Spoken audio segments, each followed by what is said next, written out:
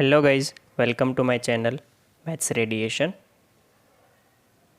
Hello students, आज के video में हम देखने वाले हैं नया topic that is multiplication theorem on probability. Right. वैसे ये थ्योरम जो है बेसिकली कहाँ से डिराइव किया है वो भी हम देख लेते हैं। देखो, हमें पता है कि जब भी कंडीशनल प्रोबेबिलिटी हम डिफाइन करते हैं कि conditional probability of E when F has already occur, तो we have a formula E intersection F upon probability of F. Right. अगर यहाँ से मैं probability of E intersection F को सब्जेक्ट बना लेता हूँ, तो this is something like probability of F into probability of E when F has already occur. ठीक है। अच्छा, सेम चीज़ अगर मैं यहाँ पे आपको बोलूँ कि एफ़ की प्रोबेबिलिटी कंडीशनल प्रोबेबिलिटी मुझे चाहिए, तो फॉर्मूला में क्या चेंज आएगा? यहाँ पे ई इंटरसेक्शन एफ ही रहेगा, नीचे हो जाएगा प्रोबेबिलिटी ऑफ एफ, सॉरी ई। अगर यहाँ से हम probability of E intersection F को सब्जेक्ट बनाते हैं तो वो हमें मिलेगा probability of E provided that the conditional probability of F into ये करके। ठीक है। तो ये जो दो सेंटेंस मिले हैं हमें यहाँ पे, मतलब ये कि दो फार्मूला जो मिले हैं probability of E intersection F के, दो फार्मूला बने हैं, that is the multiplication theorem on probability. मतलब कि probability of E intersection F जो है उसको हम लिख सकते हैं probability of F into probability of E conditional probability of F, या फिर probability of E into conditional probability of F. इसमें प्रोवाइडेड ये है कि probability of E is not equal to zero and probability of F is also not equal to zero. तो ये जो rule है पूरा, that is known as the multiplication rule या फिर मल्टीप्लिकेशन थ्योरम ऑन प्रोबेबिलिटी। ठीक है। अच्छा, इसका यूज़ कहाँ पर है वो समझो। अभी जो नेक्स्ट टॉपिक है that is very important. Right. Okay. एक काम करते हैं, यहाँ पे दो इवेंट तो हमने समझ लिए। मान लो कि दो से ज़्यादा इवेंट हो तो उसके लिए कैसे रूल लगाते हैं, ये एक नोट्स भी आपको दी गई है, जस्ट देख लेते हैं। Multiplication rule of the probability for more than two events E, F and G are three events of the sample space we have।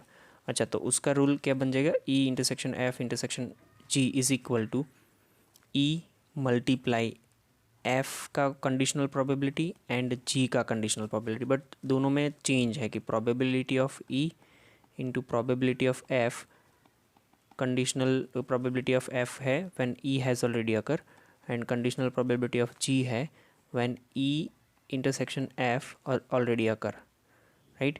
तो उसको थोड़ी सिंपल लैंग्वेज में लिखना है तो क्या लिख सकते हैं हम? Probability of E, probability of F when E has occur, probability of G when E and F दोनों बन चुके हैं। राइट। तो ऐसे ही आप एक्सटेंड कर सकते हो इसको, दो से ज़्यादा इवेंट है तो भी आगे ये बनता ही जाएगा।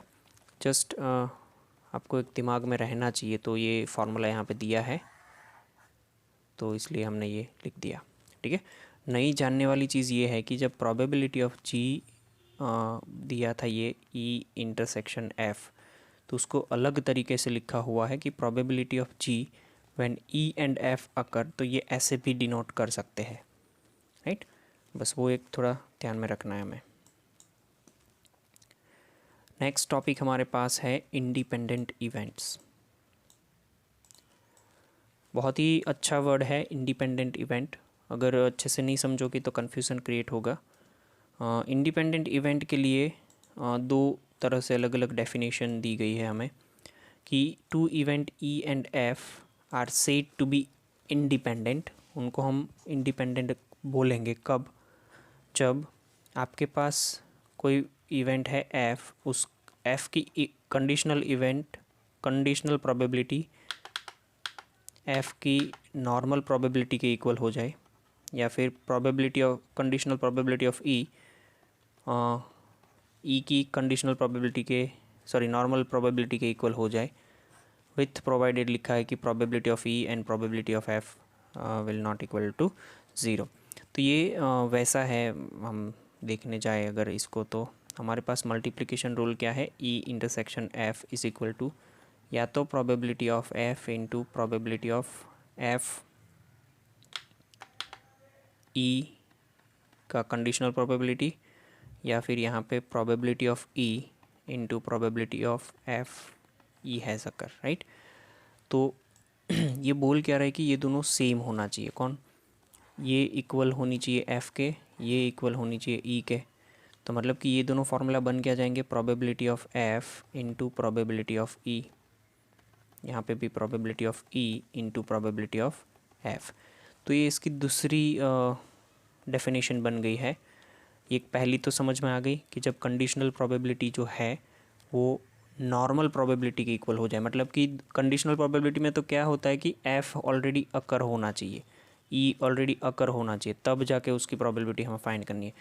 तो इंडिपेंडेंट का मतलब क्या हुआ कि ई बनने से या ना बनने से एफ़ की प्रोबेबिलिटी में कोई फ़र्क नहीं पड़ रहा है। एफ़ की प्रोबेबिलिटी जो नॉर्मली थी वही उसकी कंडीशनल प्रोबेबिलिटी के इक्वल है। दैट मीन्स ई का अकरेंस उसके ऊपर कोई फ़र्क लेके नहीं आया है, राइट। सिंपल सा ये मीनिंग है हमारा। तो ये इसकी डेफिनेशन हो गई। एक और डेफिनेशन भी है हमारे पास कि let E and F be the two events associated with the same random experiment, then E and F are said to be independent event if, अच्छा वो इंडिपेंडेंट इवेंट तभी बोलेंगे जब उनका probability of E intersection F is equal to probability of E into probability of F हो।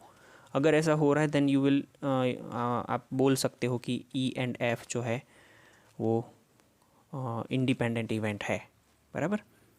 अच्छा fine, थोड़ा मुझे ये भी समझाना है आपको।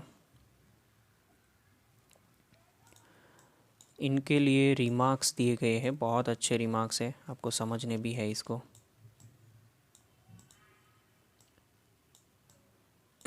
काम की चीज़ें हैं।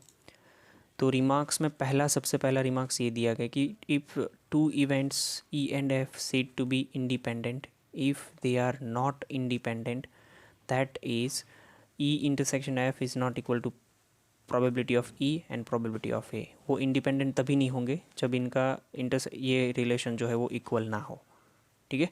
दूसरा जो लिखा हुआ है मोस्ट IMP है, ध्यान से पढ़ना, हो सके तो 2 बार पढ़ना। Sometimes there is a confusion between independent events and mutually exclusive events. दोनों के पीछे इवेंट्स है बट दोनों में फ़र्क क्या है समझना है।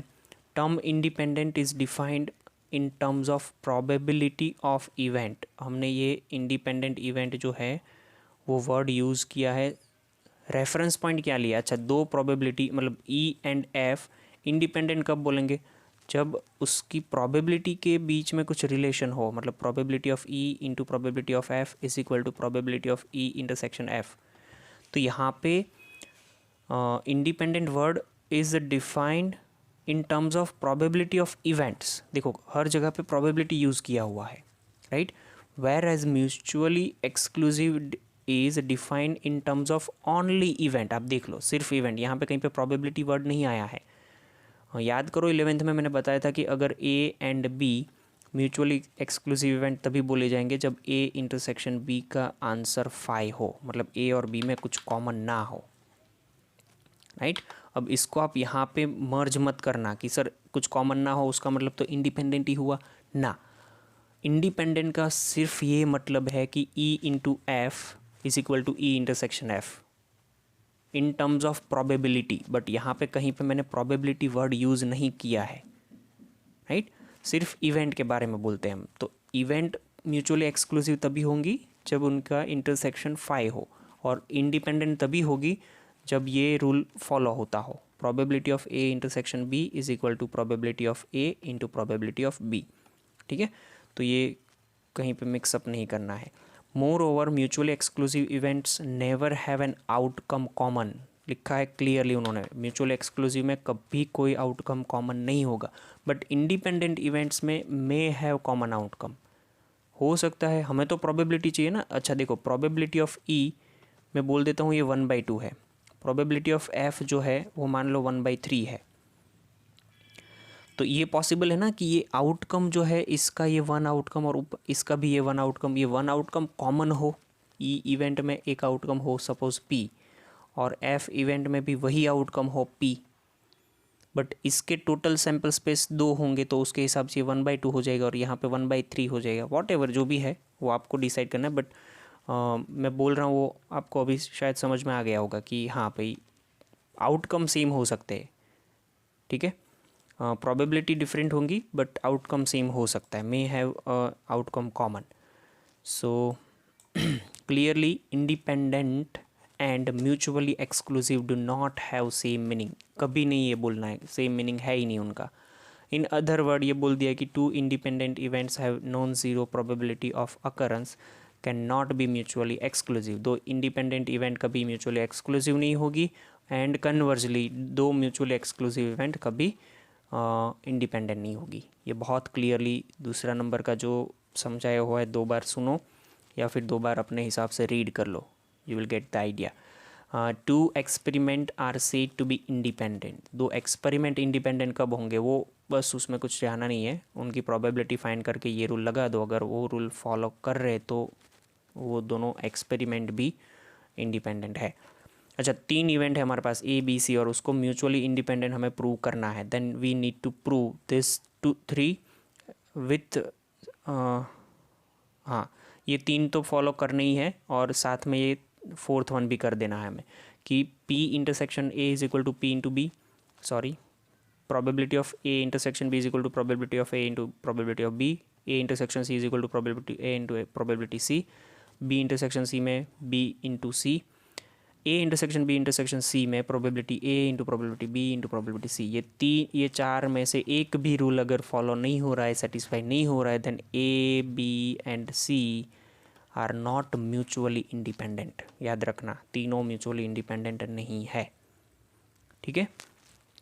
तो ये था इसका बेसिक।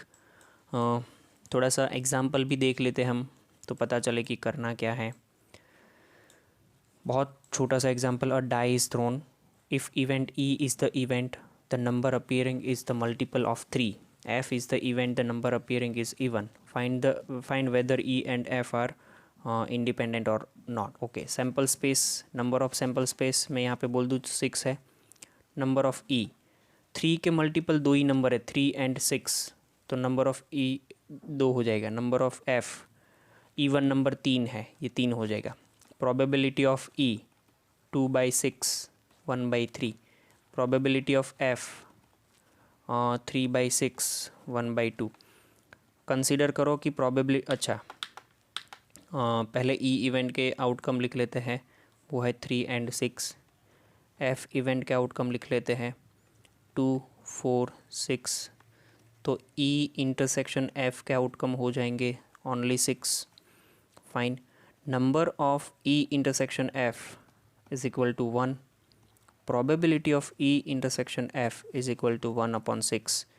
ओके तो हमें तो ये रूल चेक करवाना है कि क्या probability of E intersection F is equal to 1/6 है, तो वो इक्वल टू प्रोबेबिलिटी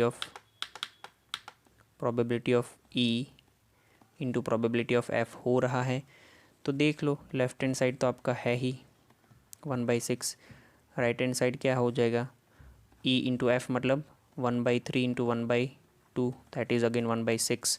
सो यहाँ से आप बोल सकते हो कि ई एंड एफ आर इंडिपेंडेंट, ठीक है। तो है वैसे थोड़ा बेसिक कर लिया है तो बहुत इजी है, कुछ है नहीं वैसे डिफ़िकल्ट।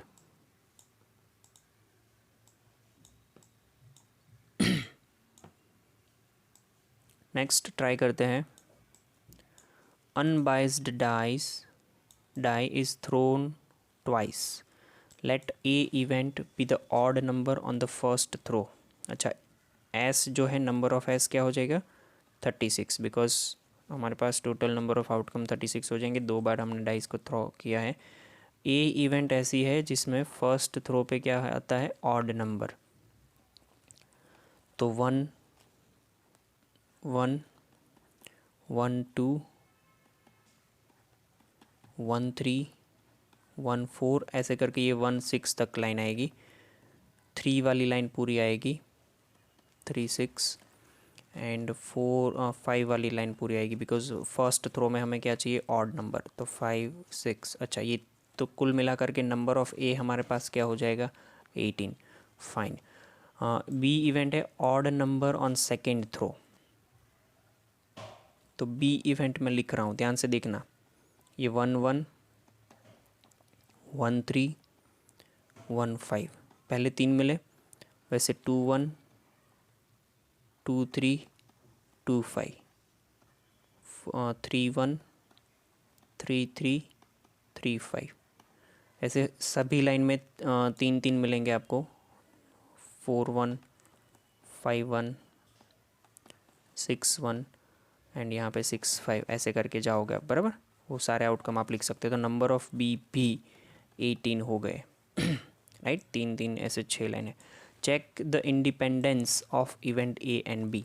अच्छा, कोई ये भी सोच लो कि ए इंटरसेक्शन बी जो है वो क्या होगा, ए इंटरसेक्शन बी, पहली लाइन में जो कॉमन आएगा ना, वो first line, third line and fifth line, यही कॉमन आएगा, क्योंकि दूसरी और second fourth and six line तो इसमें है नहीं, तो कॉमन इतना ही आएगा, 1 1 1 3 1 5 3 1 3 3 3 5 5 1 5 3 एंड 5 5, बराबर। तो number of A intersection B जो है वो आपको कितना मिला है, 3 3 3 9। Okay fine.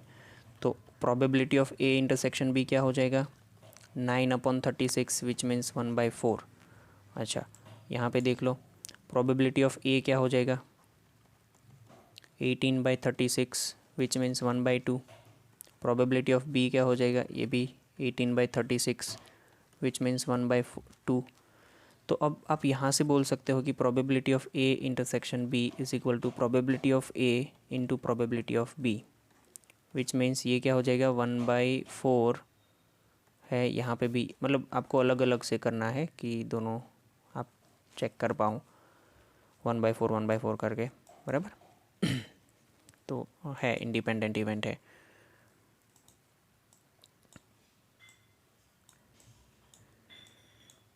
नेक्स्ट क्वेश्चन देखते हैं, दैट इज़ क्वेश्चन नंबर 12। इसमें भी कुछ पूछा हुआ है कि 3 coins are toss simultaneously, consider event E, 3 head और 3 टेल्स। एफ में बोला है एट लीस्ट 2 हेड्स, जी में बोला है at most 2 heads of the pair E F E G and F G, which are independent. 3 में से कौन सा इंडिपेंडेंट है, तो सबके लिए अलग अलग से ढूंढना है। पहले तो सैम्पल स्पेस लिख दो, नंबर ऑफ सैम्पल स्पेस में बता रहा हूँ आपको कितना हो जाएगा, 8।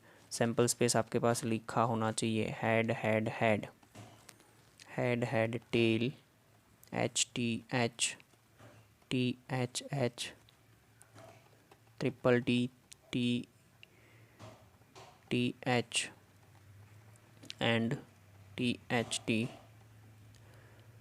H T T. Okay okay, आप समझो क्या करना है अभी आपको, एफ ई ई में लिखो, क्या बोला हुआ है, 3 हेड्स और 3 टेल, मतलब कि एच ये ऐसा या फिर ऐसा, तो नंबर ऑफ ई क्या हो जाएगा, 2। प्रोबेबिलिटी ऑफ ई क्या हो जाएगा, 1/4, 2/8 मतलब, बराबर। एफ के अंदर एटलीस्ट 2 हेड, एटलीस्ट 2 हेड का मतलब होता है कि 2 या 3 हेड, 2 हेड मतलब कि, अच्छा तो ये चारों ऑप्शन में लिख सकता हूँ, बराबर, H H H H H T H T H T H H, तो एफ़, नंबर ऑफ़ एफ़ क्या हो जाएगा मेरा, 4। प्रोबेबिलिटी ऑफ एफ़ क्या हो जाएगा, 1/2, बराबर। जी देख लो, at most 2 head, at most 2 head मतलब कि 2 1 0, 2 भी हेड चलेंगे, 1 भी चलेगा, 0 भी चलेगा, मतलब कि ये एच एच एच को छोड़ करके सारे,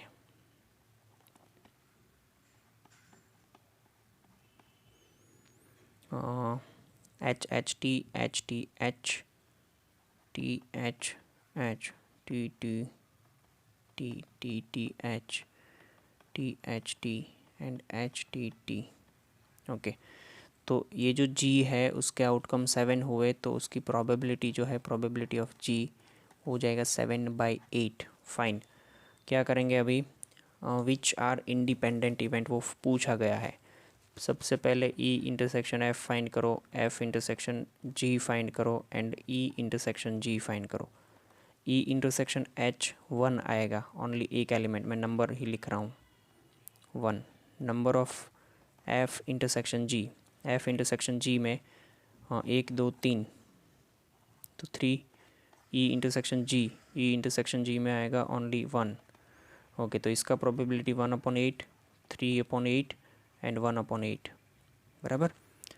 अब चेक करना है कि E एंड F के लिए चेक करो, probability of E intersection F is equal to probability of E into probability of F। देख लो, E इंटरसेक्शन F हमारे पास है 1/8, E का इंटर वो है 1/4, F का है 1/2, तो ये इक्वल हो रहा है। E एंड F इंडिपेंडेंट है। F G देख लो, probability F of F intersection G, probability of F into probability of G, अगर हो रहा है कि नहीं चेक करना है सिर्फ। ये 3/8 है, ये 1/2 हुआ और ये 7/8 हुआ, विच मीन्स ये इक्वल नहीं है, तो F एंड G इक्वल नहीं है। अब E एंड G के लिए चेक करो, probability of E intersection G is equal to probability of E into probability of G। अच्छा, E इंटरसेक्शन G 1/8 है, E जो है वो 1/4 है, इंटू ये 7/8 है, ये भी इक्वल नहीं है, विच मीन्स ये भी इंडिपेंडेंट नहीं है। ओनली E एंड F जो है वो इंडिपेंडेंट है। ठीक है, तो ये आपको खुद से पूरा नोट्स वाइज कंप्लीट करना है, एग्जाम्पल वाइज जितना भी हो रहा है वो।